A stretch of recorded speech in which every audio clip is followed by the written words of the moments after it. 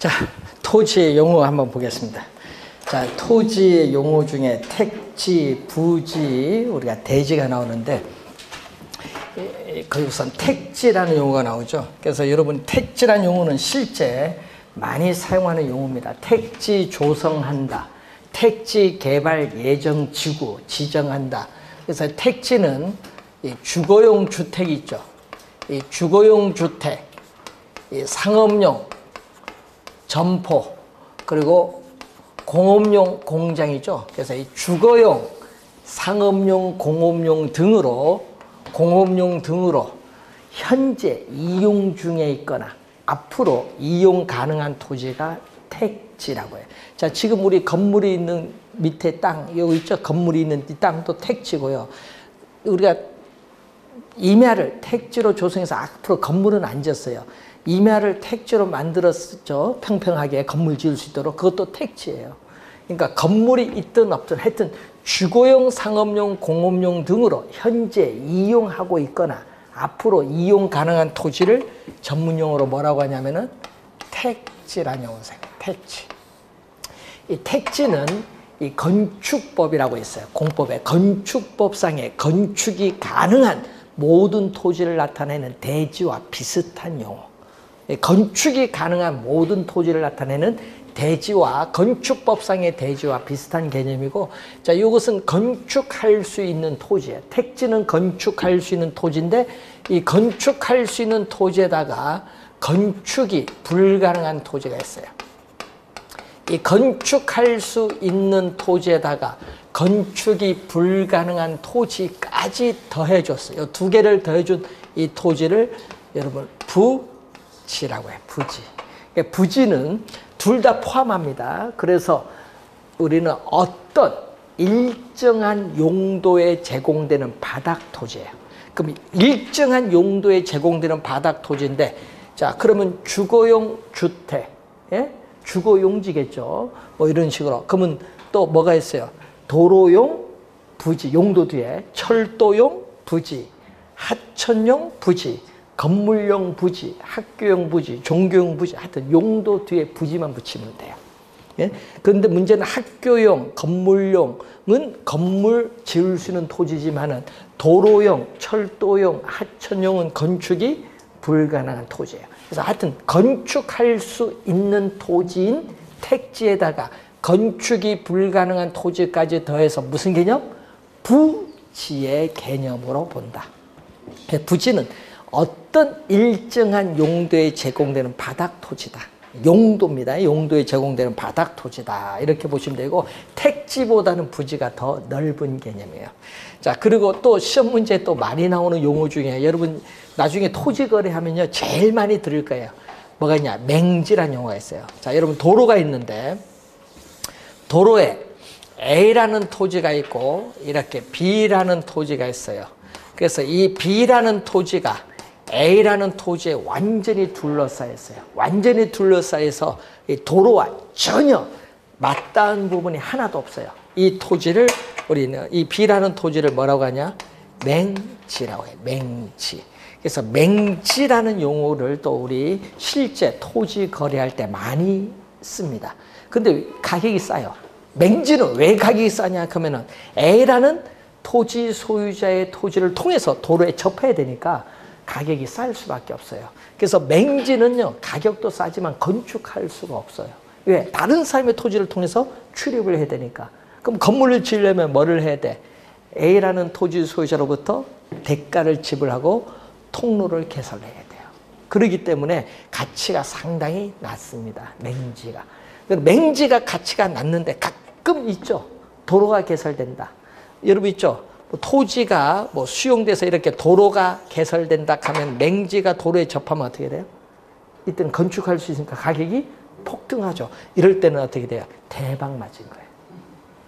네, 이런 게 좀 드문데 가끔 있어요. 요즘 왜 도시를 개발하다 보면 맹지가 어떻게 돼요? 도로에 접하는 경우가 많아요. 요즘에 특히 평택 같은 경우도 좀 많이 개발되다 보니까 그런 경우도 많고. 자, 그래서 신도시 개발할 때 이 맹지가 가격이 많이 뛰는 경우가 많습니다. 맹지. 자, 우선은 자, 이런 용어 한번 확인해 두시고, 맹지가 또 우선 중요한 용어다. 맹지. 자, 그리고 여러분 교재 22페이지 보시면은 또 필지와 획지가 있죠. 자, 필지와 획지는 부동산 여러분 활동상의 개념인데, 자, 필지와 획지를 보면은 필지는 토지 소유자의 권리를 구분하는 거예요. 토지 소유자의 뭐를 구분하냐면요, 권리를 구분하는 개념. 예? 토지 소유자의 권리를 구분하는 이 법률상의 단위 개념, 법적인 개념이에요. 필지는. 그래서 토지니까 토지 대장이 있겠죠. 토지 대장에 등록을 해야 돼요. 그래서 우리는 토지가 있으면은, 그럼 이게 17번지, 18번지, 19번지 뭐 이런 식으로 있으니까 20번지 하면요, 이게 뭐죠? 토지의 주민등록번호예요. 지번. 토지의 주민등록번호가 지번인데, 이렇게 하나의 지번, 이렇게 하나의 이렇게 지번으로 둘러싸인 토지로서 법률적인 토지의 등록 단위를 뭐라고 하냐? 필지라고 해요. 필지. 이게 필지. 근데 문제는 면적 보면 이게 더 면적이 크죠. 면적과는 아무런 관계는 없어요. 필지는 뭐는 관계없다? 토지의 면적과는 아무런 관계가 없다. 토지의 면적과는 관계가 없는 개념이에요. 무슨 개념이다? 등록. 우리는 하나의 이렇게 지번으로 둘러싸인 토지로서 법률적인 토지의 무슨 단위? 등록 단위를 말한다. 등록 단위. 그래서 요거 한 개에, 이 18번지 하면 요거 한 개의 소유권이 미치는 범위가 어디까지냐. 이 범위와 한계를 표시해 주는 개념이 필지 개념입니다. 필지. 자, 필지는 토지의 면적과는 아무런 관계가 없고요. 그리고 획지는 요거는 가격 수준을 구분한 겁니다. 가격 수준을 구분하기 위한 경제적 개념이다. 이건. 자, 필지는 법적 개념이고 획지는 경제적 개념. 가격 수준을 구분한다. 자, 이 가격 수준을 구분하는데, 이 가격 수준이 비슷한 일단의 토지다. 자, 여러분 평당 17만 원, 평당 17만 원, 평당 17만 원 비슷하다. 그럼 요 세 개를 묶고, 여기 평당 이건 20만 원이다. 비슷한 요 세 개를 묶은 게 뭐다? 획지가 되는 거예요. 획지. 그러니까 가격 수준이 비슷한 일단의 토지다. 가격 수준이 비슷한 일단의 토지.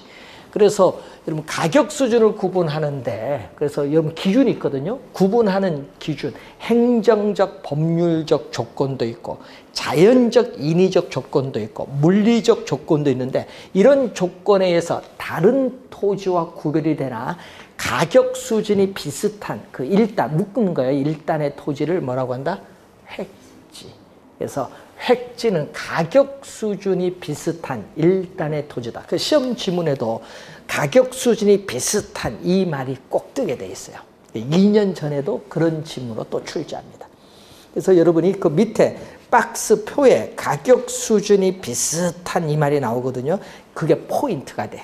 박스 1번에. 그게 시험 문제 나오면 그게 포인트예요. 가격 수준이 비슷한.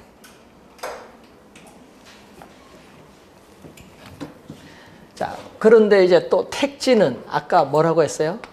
건축할 수 있는 토지예요. 택지는 건축할 수 있는 토지인데, 이 택지상에 건축할 수 있는 토지인데 건축물이 없어요.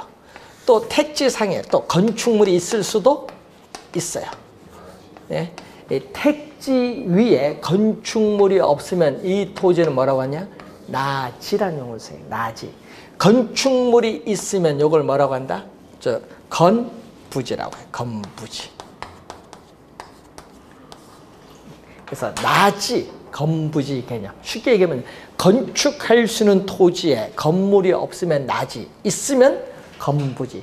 건축물이 서 있는 부지를 건부지라고 합니다. 자, 그러면은 자, 여러분 토지 위에 이렇게 건물이 있잖아요. 그럼 토지 위에 이렇게 건물이 있으면은 이 건축물이 이 건축물이 서 있는 부지가 있겠죠. 이 건축물이 서 있는 밑에 있는 이 부지를 뭐라고 한다? 건부지다. 부지는 아까 했지만 건축할 수 있는 토지 없는 토지 다 포함한 개념인데 건축물이 서 있는 부지, 즉 건축물의 용도로 제공되는 토지가 뭐다? 건부지. 건축물이 있으면 건부지, 없으면 나지. 그럼 가격은 어디가 비싸요? 상식적으로. 건축물이 있으면 건축물을 철거할 때까지는 계속 이 용도로 이용하다 보니까 건축물에서 토지 사용 수익이 제한을 받게 돼요. 그러다 보니까 건축물이 없는 토지 나지가 가격은 일반적으로 뭐다? 비싸요. 나지가 비싸요. 그래서 나지가 건부지에 비해서 일반적으로 시장에서 매매 임대될 가능성도 요거에 비해서 높고요. 가격도 비쌉니다. 나지가. 그래서 나지는 거기에 교재 보면 전문 용어로 나오죠. 토지에 건물, 기타 정착물이 없어야 돼. 아무것도 위에 없어야 돼요. 정착물이 없고 또 지상권 등 건물 지을 때 이 지상권 등 토지의 사용 수익을 제한을 하는 사법상의 권리가 설정되어 있지 아니한 토지를 뭐라고 한다? 나지의 개념이에요. 그러니까 건물도 없고 지상권 등 토지의 사용 수익을 제한하는 그러한 사법상의 권리도 없어야 그 토지를 우리는 나지의 개념. 건부지는 아까 건축물이 서 있는 부지를 말합니다. 우선 개념 정도만 우선 확인해 두시면 돼요. 자, 여러분, 우리 요 밖에 나가보시면 건물, 요 호텔, 바로 옆에 있죠, 호텔. 예? 요 건물과 요 호텔 사이에 또 빈 땅이 있죠. 빈 땅, 그게 공지예요. 자동차 몰고 잘 들어오대요. 예? 그 공지예요, 공지. 그럼 그 공지가 뭐죠? 공지가 왜 생겨요? 건물 사이 빈 땅. 공지는 여러분이 지진 같은 게 있죠? 이런 재난 시에 여러분이 피난 등을 하기 위해서 또 이런 것도 목적이 있고 또 일조가 있어요. 일조 등 양호한 생활 환경 확보를 해서 건축을 하면서 남겨놓은 일정 면적의 토지예요. 그까지는 건물 안 진다. 건물 딱 붙여서 지을 수는 없잖아요. 그래서 그런 여러 가지 목적하에 남겨놓은 토지가 뭐다? 공지라고 해요. 공지. 그래서 이 공지가 많으냐 적으냐 이것은 뭐에 따라 달라지죠? 건폐율. 대지 면적에 대한 건축 면적의 비율을 나타내는 건폐율 또 용적률에 따라 공지가 달라져요. 이게 건축법상의 제한이죠, 결국은. 그래서 공지의 개념 거기에 우선 확인해 두시고, 그래서 공지도 건축물이 위에 있다 없다? 없어요. 건축물이 없는 겁니다. 공지. 그래서 나지, 건부지, 공지의 개념 우선 또 확인해 두시면서 거기에 또 소지의 개념이 나오죠. 자, 여러분 30회 올해 시험 정답이었습니다. 소지 용어가 어렵죠. 그래서 원래 뭐 정답을 묻는 것 같은데, 자, 그래서 원래 강의할 때도 소지가 정출제 된다고 얘기를 많이 했는데 그만큼 용어가 어려워서 그래요. 소지 안 들어보면요 이거 잘 몰라요. 그래서 우리 건축할 수 있는 토지가 뭐죠? 택지잖아요. 이 택지 등으로 개발하기 전에 자연 있는 그대로의 토지. 여러분 개발되기 전을 하면 뭐야? 우리 일반적으로 논, 밭, 전답이죠. 논, 밭, 임야예요. 이것을 뭘로 만드는 거예요? 우리 토지를 수용해서 건축할 수 있는 토지 뭘로 만든다? 택지로 만들잖아요. 그래서 소지는 쉽게 논밭, 임야. 택지 개발되기 전 상태에 있는 토지, 논밭, 임야. 자연 있는 그대로의 토지를 소지라고 해요. 이 개념을 30회 시험에 정답으로 출제를 했습니다. 그래서 우리가 보면요, 좀 출제원들 보면 여러분 약간 어렵다 싶은 용어를 출제를 좀 자주 하죠. 소지를 우선 출제를 했고, 공한지는 공지와는 다른 개념. 자, 공지와 뭐는 같다? 공한지는 같은 개념이 아니라 다른 개념. 요것도 헷갈리시는 분이 많아요.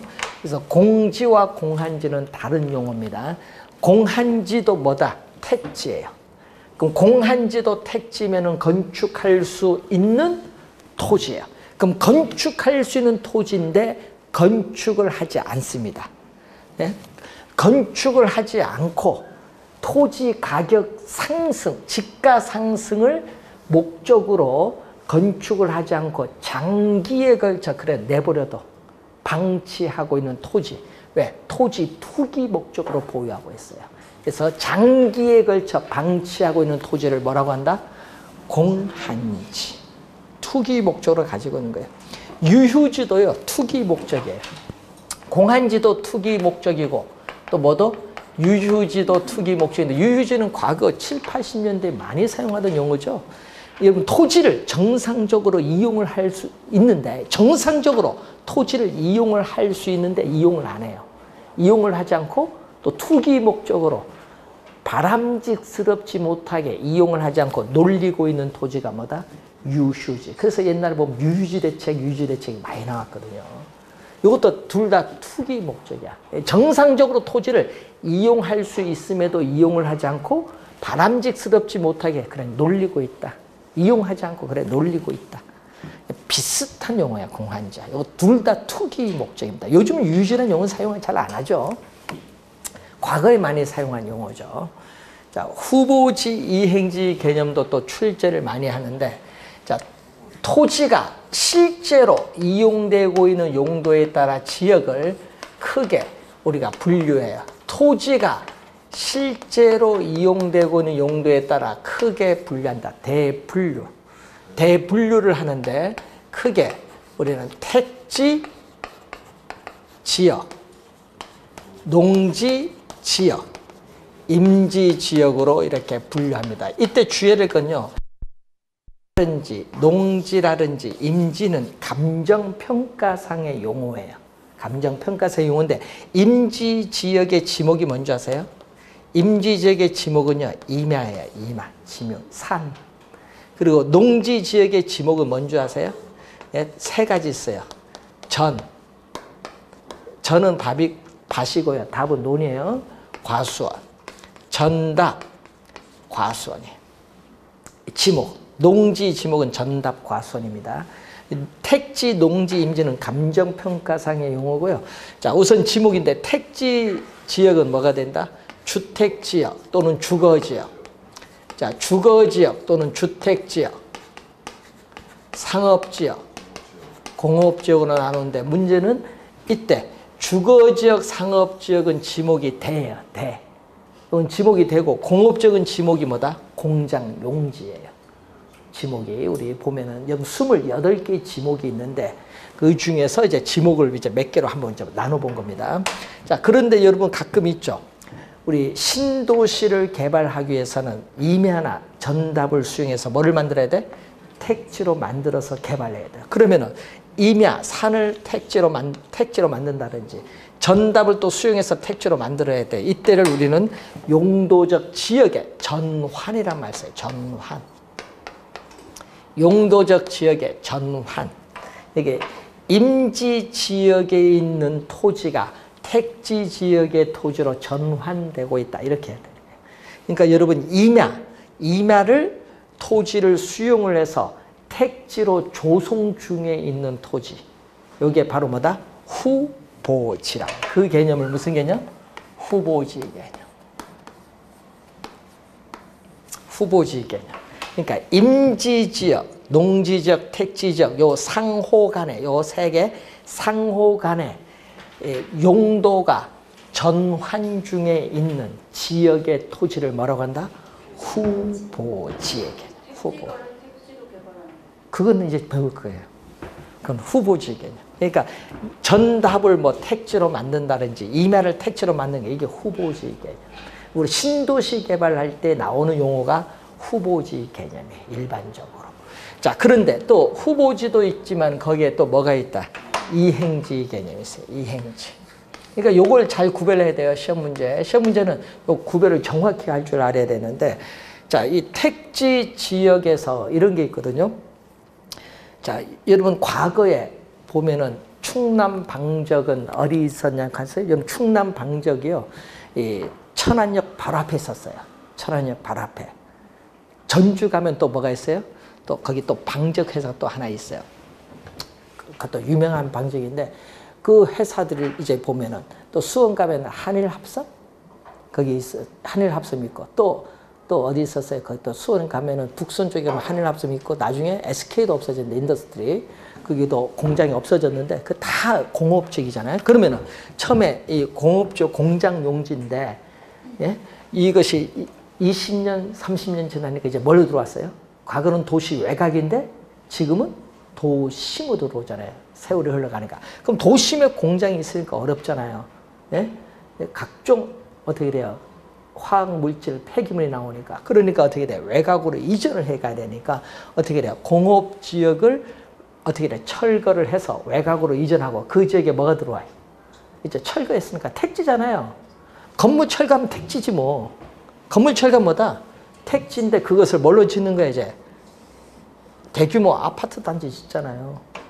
그러니까 택지 지역 내 공업 지역의 공장이 외곽으로 이전하면서 그 공장 건물을 철거해서 아파트로 지금 건설 중에 있어요. 이런 토지를 뭐라고 한다? 이행지라고 해요. 그런 토지가 이행지. 그런 토지를 이행지. 예? 그래서 이행지는요. 동일 용도적 지역 내입니다. 그럼 택지 지역 내. 그러니까 내가 들어가거든요. 택지 지역 내에서 공업지역이 주거지역으로 바뀌고 있다. 그럼 이행지. 그럼 또 뭔다? 주거지역이 뭘로 바뀌기도 있어요? 상업지역으로 또 바뀔 수도 있죠. 이때도 이행지 개념. 이행지 개념. 또 공업지역이 또 뭘로 바뀔 수도 있어요? 또 상업적으로 바뀔 수도 있죠. 이것도 이행지 개념이죠. 이행지 개념. 그런데 신도시를 개발하기 위해서 뭐가? 이 전이 뭘로? 주거지로 바뀌고 있다. 예? 이건 후보지. 왜? 전은 뭐다? 농지지역이고 주거지역은 택지지역이니까 용도적 지역이 다르죠. 다르면 후보지 개념이에요.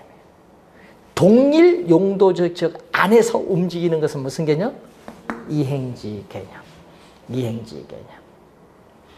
자, 여러분이 과수원이 뭘로 바뀔 수도 있어? 과수원이 과일 뭐 만들어도 어떻게 돼? 수확을 해도 이익이 없다. 손해만 나온다. 그러면 과수원 없애고 뭘로 만들 수도 있어요? 천으로 갈 수도 있죠. 이건 무슨 개념? 이행지 개념. 이행지. 농지 지역 안에서 움직이는 이행지 개념. 이런 것은. 그래서 여러분 후보지 이행지 개념을 잘 구분해 두셔야 되는데 실제 우리가 많이 또 현실적으로 나타나는 용어죠. 근데 여러분 실제 거래할 때 후보지 이행지라는 용어를 잘 안 쓰죠. 근데 실제 많이 보고 있는 현상입니다. 그래서 시험 문제에 또 자주 출제가 되는 용어가 후보지 이행지 개념. 자, 선은 고합선을 얘기합니다. 선하지, 고합선 아래에 있는 토지를 얘기합니다. 여러분 고합선 아래에 있는 토지가 좋아요, 나빠요? 나쁜 걸 아는데 그러니까 어떻게 돼? 고합선이 들어온다 하면 여러분은 반대를 하죠. 반대. 왜? 가치가 떨어지니까. 그래서 우리 밀양 같은 경우에 보니까 뭐 고합선을 어떻게 산이니까 어떻게 산을 뭐 어떻게 방법이 없잖아요. 지하로 갈 수는 없잖아요. 그러니까 산 연결하면서 고합선 간다 하니까 반대하는 이유가 뭐냐면은 여러분 고합선 들어오면요 인간의 몸에도 나쁜 영향 주지만은 우리 인간 몸 전기죠. 짜릿짜릿한 것도 있죠. 재료 잘못하면 짜릿짜릿하는데 그러다 보니까 뭐가 돼? 전기가 안 좋은 영향을 줘요. 여러분 고합선이 들어오면은 그럼 작물도 영향을 줄까 안 줄까요? 예? 여러분 농산물에 영향 주죠 당연히. 그러니까 어떻게 반대를 하는 거예요. 그러면 그 농산물 생산하는데 영향을 주니까 피해가 발생하니까 보상을 해줘야 되는데 그 보상액이 적절한가 아닌가 그것 때문에 그래요. 보상액 문제지 결국. 그런데 그래서 요즘 고합선은 이제 지상으로 안 가고 어디로 가요? 지하로 갑니다. 옛날에는요 거꾸로 했어요. 옛날은 도시 개발을 먼저 하고 고합선은 나중에 간다. 요즘은 그렇게 하는 게 아니라 요즘은 고합선 도로를 밑으로 먼저 깔고 그 후에 이제 도로가 개설되면서 건물이 들어가요. 다 지하로 갑니다. 그래서 여러분 거기 저 인천에 저기 무슨 서창 2지구, 3지구, 2지구인가 거기 개발하면서 그 고합선이 밑으로 들어갔거든요. 근데 그 고합선 위에 아파트 지었는데 아니 그걸 들어가는 걸 보고 아파트 지었는데 입주한 사람이 또 보상해달라? 그건 안 되는 거지. 요즘 그거 갖고 또 싸워요. 보면 보상을 해달라. 근데 그걸 알면서 들어갔잖아요. 그래서 요즘에 보면요 고합선은 다 밑으로 갑니다. 밑으로. 그래서 요즘에 도시 계획을 보면 고압선 밑으로 가는데 앞으로요 50년이 지나면 어떻게 될까요? 지금부터 50년 지나면 우리 50년 전에는 고압선이 위에 있다가 이제 밑으로 가는데 그럼 50년 지나면 이제는 고압선 자체가 없어요. 예, 그때 가면요, 예? 전기 있죠? 전기 공급하는 선이 없는 시대로 가요. 그때 되면. 그때 가면. 그만큼, 그때 가면 기술이 그 정도로 개발되지 않을까 예측을 하고 있죠. 그러니까 앞으로 미래에 가면은 점점 더 기술은 발달해서 좋아지는데 그만큼 어떻게 돼요? 여러분의 일자리는 없어지는 거죠. 그만큼. 예, 그만큼 이제 앞으로는 이제 다 선하지. 그래서 선하지도 뭐다? 감가가 발생해. 토지 가치가 감소해요. 감가는 토지 가치가 뭔다? 감소합니다. 그러니까 토지 이용이나 거래 시에 제한이 있을까 없을까요? 당연히 거래 제한이 많죠. 누가 거기 살려고 하겠어요? 제한이 많습니다. 그래서 우리 아시는 분도 용인에 거기 15,000평 옛날에 땅을 해서 건설을 하려고 했는데 아파트 지으려고 했는데 건설회사가 갑자기 고압선이 있는 바람에 개발이 안 돼. 고압선 있으면요 대통령 할아버지가 와도 절대 개발이 안 돼. 반대하죠 당연히. 그래서 지금 고압선이 그래서 뭘로 가야 돼? 지하. 그리고 여러분 삼성 그 고덕에도 뭐 들어와야 돼요? 공장 가동하려면 뭐가 들어와요? 고압선이 들어와야 되는데 문제는 고압선 들어오려니까 그 지나가는 마을에서 반대를 하겠죠. 예? 반대하겠죠. 뭐 산 넘어서 들어와야 되니까. 그러니까 어떻게 돼? 예? 고덕단지 막대한 돈을 주고 건설을 했는데 가동을 못하면 안 되잖아요. 그래서 삼성전자에서 눈물을 머금고 뭐를 한다? 국가가 해야 될 걸. 뭔다? 그 마을 주민들하고 협상을 해서 몇천억 주겠다. 이거 통과하자. 고압선도로. 그렇게 해서 합의를 본 거예요. 예? 그래서 지금 이제 고덕으로 이제 해서 지금 안성 쪽에서 들어오잖아요. 예? 평택 쪽, 고덕 쪽으로. 그게 뭐 그러냐면 다 지상으로 가서 그래요. 지하로 가려니까 산을 밑으로 가야 되니까 비용이 많이 드니까 결국은 어떻게 공장 가동을 위해서는 이제 빨리 해결해야죠. 그러니까 이 고압선이 쉽지가 않은 거예요. 보면은. 그래서 앞으로 미래는 좀 달라지겠지만 지금은 그렇다. 고압선. 그래서 주의해 두시고 포락지 하고 거기 빈지가 또 30회 시험에 또 출제. 28회 30회 시험에 출제된 용어죠. 요즘에는 이 포락지가 자주 나오대요. 시험 문제. 그 포락지는요, 또 이 물수변자가 들어가요. 그러니까 물과 관련이 있어요, 포락지는. 자, 포락지는 물과 관련이 있는데, 자, 여러분이 전답 등이 우리 강물이나 냉물 등에 침식을 당해, 흘러가면서 침식을 당해서 나중에 가면요, 이 수면 밑으로 잠기게 돼요. 뭐가? 지반이 절토되면서. 이런 토지를 뭐라고 한다? 포락지. 예, 수면 밑으로 잠긴 토지인데 이것은 특히 중국 가면은 이런 토지가 상당히 많이 보입니다. 중국은 특히 뭐죠? 강이 범람하는 경우가 많다 보니까 그런 현상이 많이 벌어집니다. 포락지. 수면 밑으로 뭐다? 잠긴 토지가 됩니다. 여러분 우리 송나라 수도가 어디예요? 과거 중국의 송나라 수도. 송나라, 그 다음에 원나라, 명나라, 청나라 이렇게 오거든요. 송나라 시대 때 수도가 중국의 개봉입니다. 개봉. 한번 놀러 가보셨어요? 중국 개봉. 네? 원각에만 가셔, 장각에. 개봉이 중국, 거기 송나라 수도인데요. 그 수도를 세월을 흘러가니까 못 찾는 거예요. 수도. 분명 수도가 개봉인데, 없어. 왕궁도 없고 뭐도 없고 이상하다. 사람도 이상하죠. 그런데 문제는 그게 세월을 가면서 강물이 계속 범람을 한 거예요.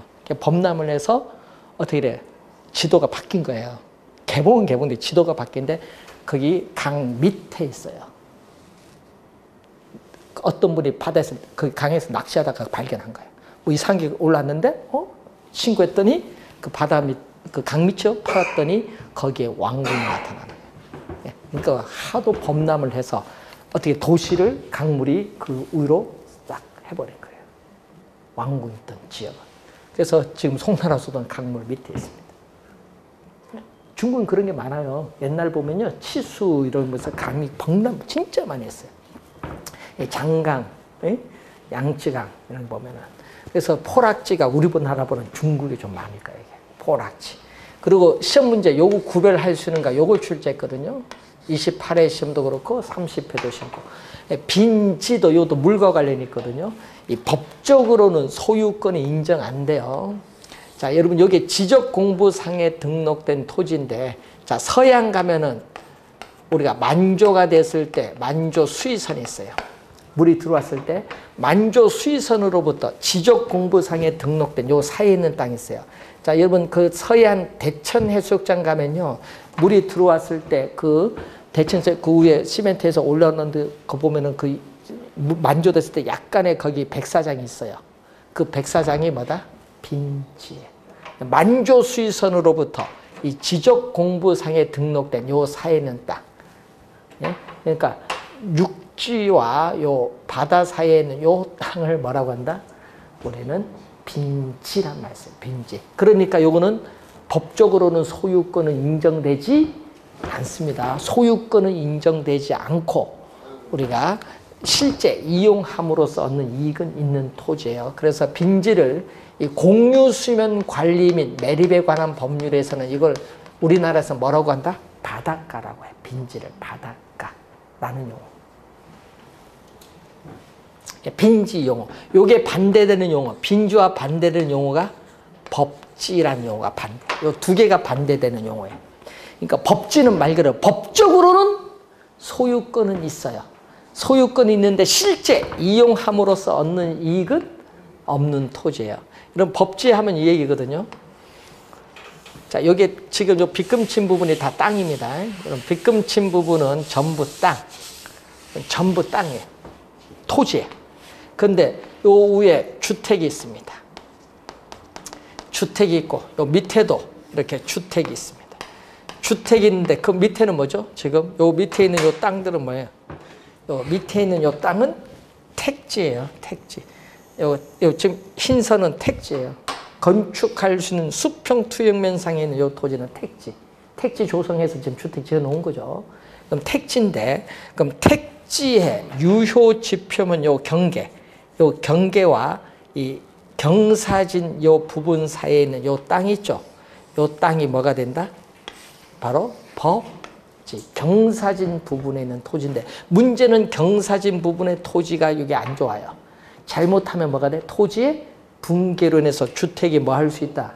무너질 수 있기 때문에 뭐를 설치한다? 보통 축대를 설치를 하죠. 그때 요 경사진 부분의 토지는 소유권은 인정이 돼요. 측량 면적에도 포함되고. 그렇지만은 실제 이용함으로써 얻는 이익은 없어요. 이런 토지를 우리는 법지라고 해요. 법지. 경사진 요 부분에 있는 토지를 법지. 그래서 빈지, 법지에 있어서 개념인데 여러분 30회 시험에 요 두 용어가 나온 거죠. 요 두 용어도 출제를 했습니다.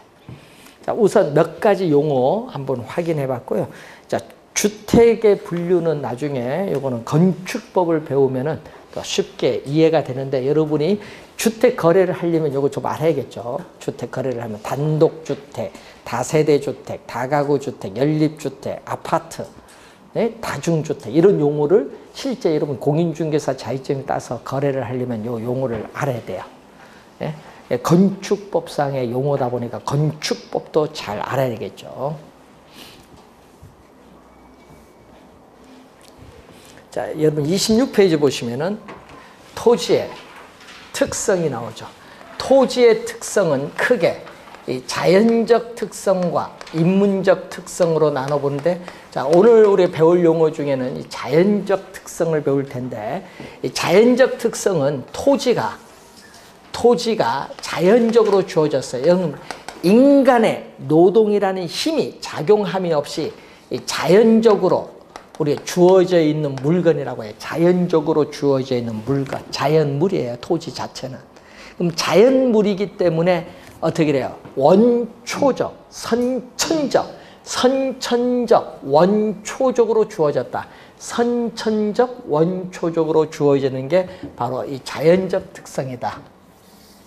자, 이 자연적 특성인데 이 자연적 특성에서 우선 부동성 있고 부증성, 그러니까 영속성, 개별성, 또 요 네 가지를 출제위원들은 출제를 많이 하고 뭐 하나 더 포함시키면 인접성까지 우리가 포함시키는데 시험 문제는요 특히 요 네 가지를 제일 많이 출제를 합니다. 시험 지문에는.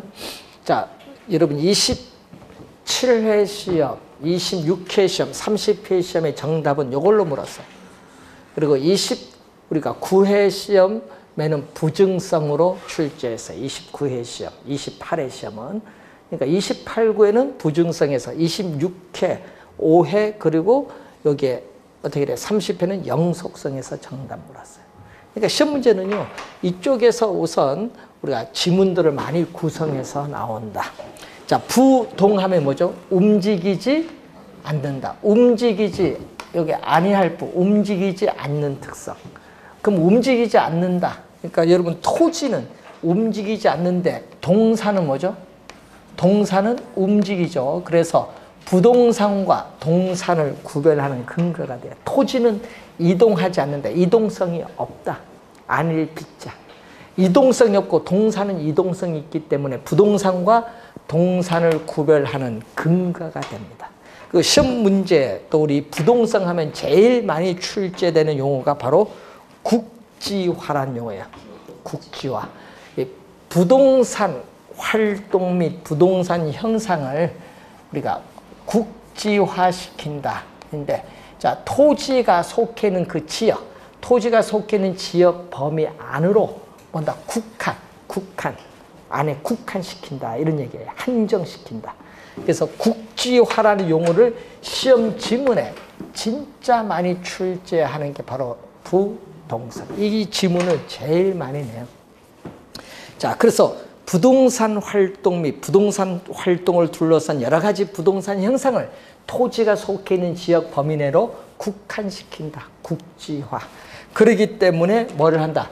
우리는 국지화되기 때문에 토지가 속해 있는 지역이 다른 지역과 또 다른 특징이 있겠죠. 그래서 이 토지가 속해 있는 지역을 분석을 해야 돼요. 토지의 가치에 영향을 미치는 우린 지역 분석에 있어서의 필요성이 나타난다. 그 지역이 다른 지역과 구별이 되는 중요한 특징이 있거든요. 그것을 분석을 해야 된다. 왜? 토지 가치에 많은 영향을 주니까.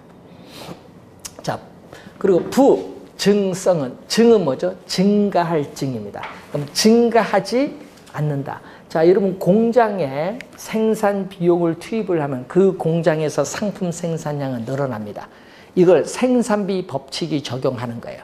그렇지만 토지에는요, 생산비를 아무리 투입을 하여도 자연적으로 주어진 토지량은 결코 증가시킬 수 없어요. 증가시킬 수 없으니까 생산이 또 안 되죠. 또 뭐다? 생산이 안 돼요.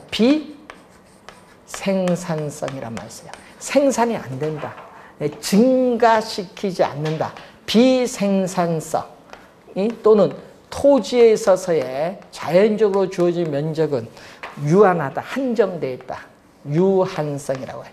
면적의 유한성 또는 우리가 면적이 한정되어 있다라는 거죠. 예. 자, 여러분 중에 우리 용어 중에 이런 용어가 있어요.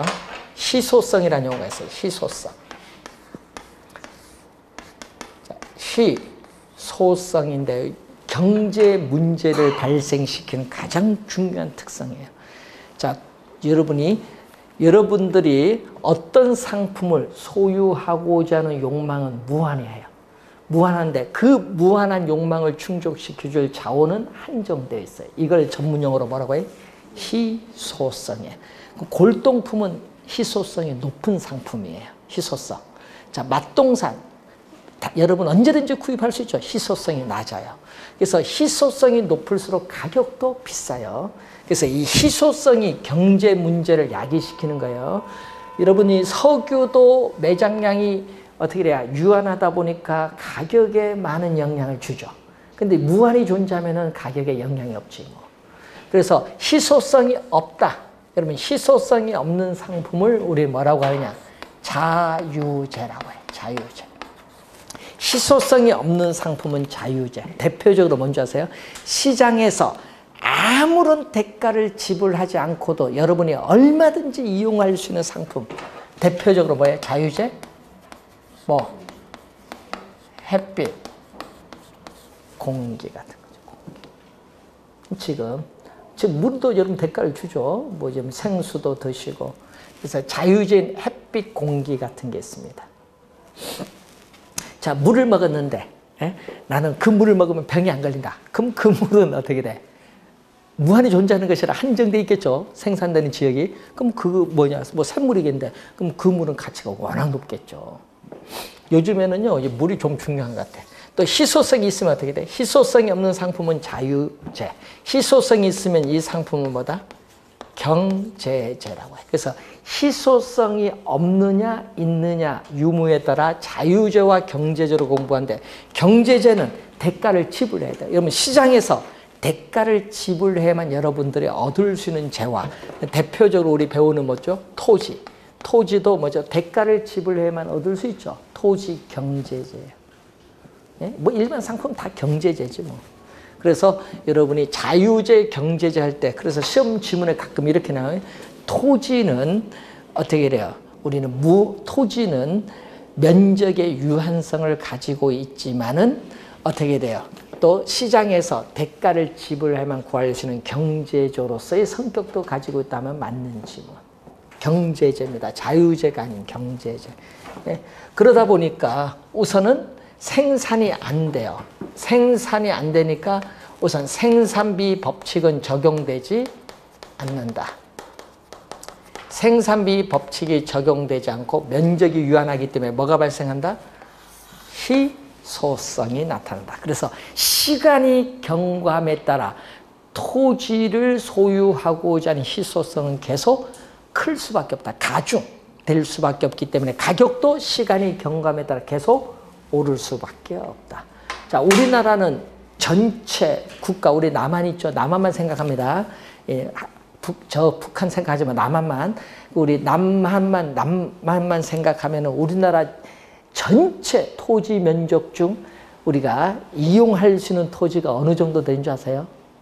예, 특히 우리나라 전체 토지 중에서 지목이 돼. 주택, 상가 지을 수 있는 땅이 얼마 정도 되는 줄 아세요? 5%밖에 안 됩니다. 전체 토지 100%에서 주택, 상가 지을 수 있는 땅이 5%밖에 안 돼요. 야, 그러면 대가 가격이 비쌀까 안 비쌀 거야? 지목대 가격 비싸죠. 네, 비싸지. 그럼 우리나라 여기 가격이 비싸요. 그럼 전답이 있겠죠? 그 빼면은 대 빼면 전답이 있고 또 뭐가 있어요? 전답, 과수원 뭐 있든 또 임야가 있을 거 아니에요. 임야, 산. 우리는 요 산이 우리나라 전체 토지 면적 중에 거의 65% 차지해요. 우린 산맥이 많죠. 그러다 보니까 산이 많아요. 이 임야가 많은데 그러면은 이 임야 중에서도 경사도가 50도 넘어가면 개발하기가 어려워요. 60도 뭐 개발 허가 안 주죠. 그런데 문제는 임야 중에서 이 대로 만들어서 개발을 하고 싶다. 그러면은 제일 좋은 게 보통 15도 이내, 경사도 15도 이내에 임야가 가장 좋은 거예요. 우리나라는 전답 같은 경우에는 절대 농지도 있고 웬만하면 개발 행위, 허가 행위 제한이 많아요. 그러다 보니까 임야를 보통 택지로 조성해서 개발하는 경우가 많기 때문에 우리나라에서 토지 투기 대상은 뭐다? 임야예요. 임야. 전답이 아닌 임야입니다. 그래서 여러분 옛날에 그래서 사람들이 임야를 많이 매입을 한 건 싸잖아요. 임야는 싸요. 전답에 비해서 상당히 쌉니다. 임야가 상당히 싸요. 그런데 문제는 싼 걸 매입을 했는데 나중에 개발이 되면 가격이 폭등을 하죠. 15도 이내는 언제든지 개발 가능하기 때문에. 그래서 여러분 요 사서 이렇게 대로 가면은 가격이 엄청 비싸게 된다는 거죠. 그래서 우리나라는 투기 대상이 그래서 과거로부터 임야였습니다. 임야. 자, 그래서 우리나라는 유한성이 더 커요. 예?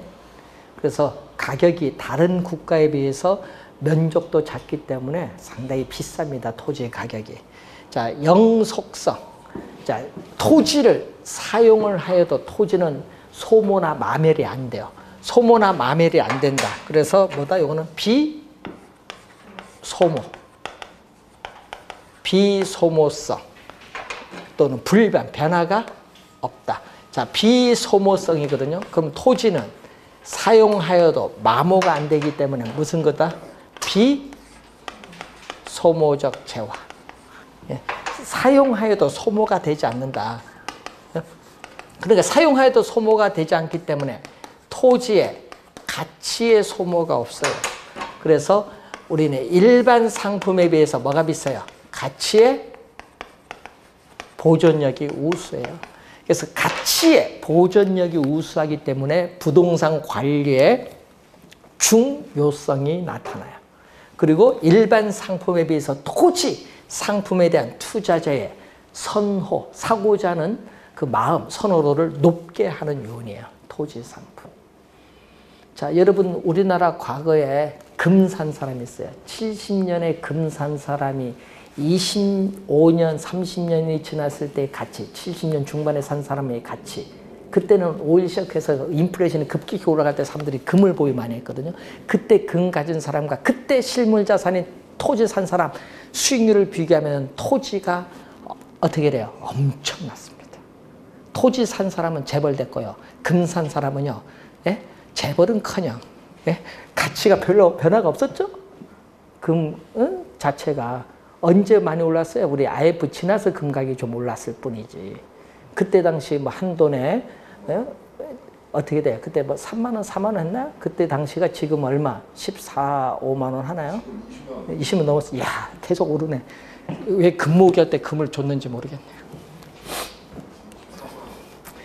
예. 금모기할 때 금을 우리가 다 줬잖아요. 근데 대단하신 분들이야. 그 돌 다 모아뒀던 거 다 줬으니까. 예. 그거 가져간 기업은 기업에서 국가가 수집해서 기업에서 외국에 매각한 거 아니에요. 그 가진 기업은 어떻게 돈 벌었죠. 금 가격이 오르니까. 근데 우리 받을 때는 얼마? 조그맣게 주고. 그래서 상당히 이게 가치 보존력이 우수해요. 토지. 그래서 이 토지가 또 사용하여도 소모가 안 돼요. 그래서 감가가 있다 없다. 물리적으로 사용하여도 소모가 안 돼요. 그래서 물리적으로 우리는 토지 가치 감소는 없어. 물리적으로 감가상각 이론은 적용되지 않는다. 100만 년 전의 토지가 지금도 토지야. 변화가 없어요. 물리적으로 감가가 발생하지 않는다. 그래서 토지의 소모를 전제로 하는 이론은 성립될 수가 없어요. 영속성, 비소모성, 불변, 변화가 없기 때문에. 자, 그리고 개별성인데, 자, 토지는 위치가 고정되어 있는데 그 고정된 토지마다 지형, 지세, 지반 등이 다 다릅니다. 그래서 물리적으로 똑같은 토지는 오직 하나밖에 없어요. 그래서 동질성이 없어요. 비동질성. 또 물리적으로 다 다르기 때문에 토지 대체는 또 물리적으로 불가능하다. 비대체성이라고 해요. 그러니까 비대체성. 그래서 토지가 다 다르니까 토지 간의 비교 어렵습니다. 토지 간의 비교가 어렵고 또 우리는 토지 시장에서 토지 상품 간에 있어서 우리는 비대체성이 완전한 대체 관계 다 다르다 보니까 완전한 대체 관계가 어렵다. 왜? 왜냐면 주거용 하면 용도가 비슷하면은 어느 정도 대체는 가능하지만은 어떻게 또 지형 지세가 다르기 때문에 완전한 대체는 어렵다. 그래서 완전한 대체 관계를 뭐 한다? 제약을 해요. 여러분 용도 면에서 비슷하면은 어느 정도의 대체는 할 수 있지만 완전한 대체 관계는 뭐 한다? 제약한다. 이 지문도 시험에 많이 나오고요. 또 토지에 있어서의 가격, 지가죠. 토지 가격을 지가 또는 토지로부터 얻는 수익을 우리는 다 다르죠. 개별화시켜요. 개별적 또는 구체적으로 접근한다. 개별화, 구체화, 개별화, 구체화, 개별적, 구체적으로 접근하게 한다는 그러한 내용입니다.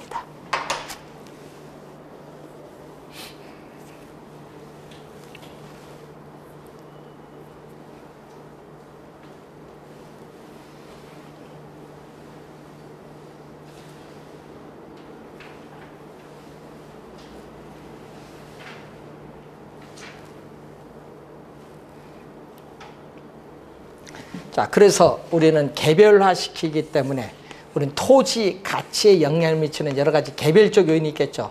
뭐 폭이라든지 가로와의 접근성이라든지 이런, 그래서 우리는 개별 분석, 토지 가치에 영향을 미치는 이 개별적인 요인에 대한 분석이 또 필요하다. 자, 여러분 지역 분석의 필요성은 부동성이지만은 이 위치는 고정되어 있고 토지마다 다르다는 개별성의 특성으로 해서 토지 하나하나 개별적으로 분석을 해야 될 필요성이 나타납니다.